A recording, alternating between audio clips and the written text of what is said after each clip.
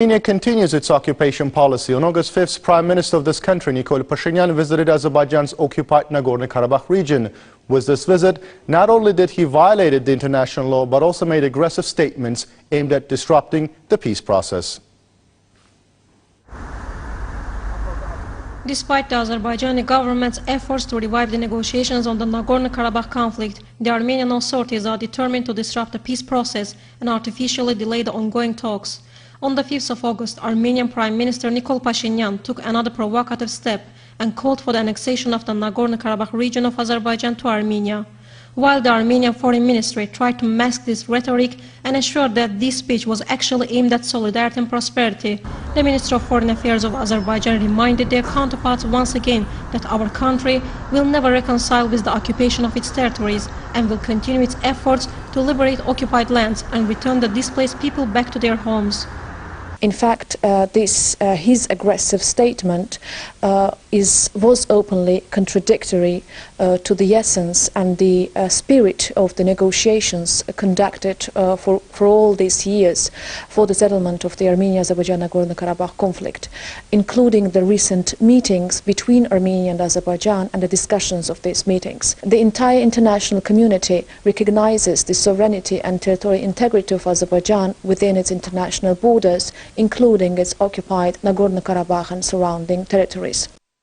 During Paris consultations in January of 2019, Azerbaijan and the Armenian foreign ministers agreed upon the necessity of taking concrete measures to prepare the populations for peace. On the one hand, the Armenian side promises to shoulder such kind of responsibility. On the other hand, impedes the contacts between the Armenian and Azerbaijani communities of Nagorno-Karabakh by all means.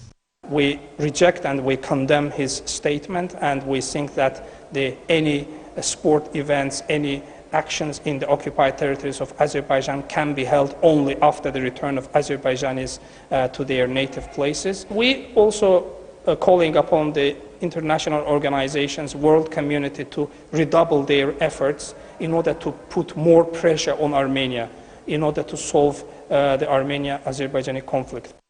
International experts consider that Pashinyan's visit once again demonstrated the unwillingness of the Armenian government to negotiate, and the Azerbaijani leadership reserves the right to convey its principled position to the international community. I understand the Azerbaijani side very well. Each time Armenia tries to hinder the negotiation process on the various pretexts, we must pay attention to the fact that Armenia is strategically inactive and Azerbaijan is tolerant. Russia fully supports this position demonstrated by Azerbaijan, but we also understand that the patience is running out. Confusion, psychological warfare, horrible crimes against humanity, horrific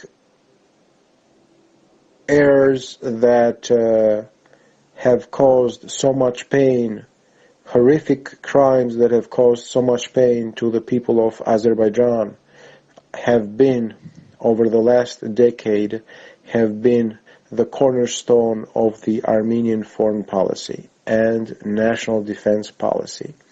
The current visit of Pashinyan to the occupied territories of the Republic of Azerbaijan demonstrates the implementation of a fascist ideology that has been taking place, that is deeply rooted within the political landscape of Yerevan. Population, territory, government and sovereignty. These are the four essential elements forming the basis of a state. Due to deplorable economic situation, the Armenian population is graying. Younger generation, in hopes of a better life, leave for other countries. Currently, Armenian Republic is created on the historic Azerbaijani lands, and the country relies on foreign donations. So, with the above mentioned, it is hard to call Armenia a sovereign state. Pashinyan must understand that the lack of these elements and unwillingness to comply with international obligations will not yield any positive results. Thus, any lofty rhetoric is helpless in front of a substantiated and consistent political argument. Türbət Bağırova, Kamran Sodiyev, Sehraj Azadoglu, Azerbaijan Television.